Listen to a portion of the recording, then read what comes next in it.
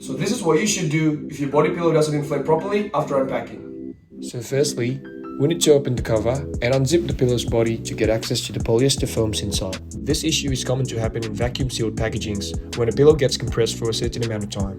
Because of this, the polyester foams are squished and merged into each other, removing its fluffiness.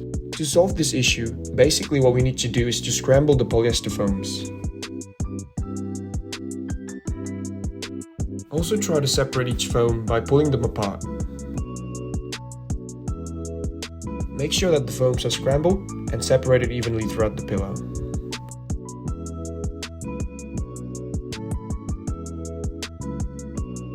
Good job! Now let's wait for 2 until 3 days for the foam to naturally inflate.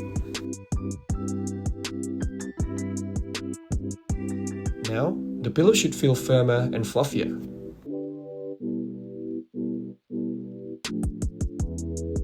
And now it's ready for cuddling.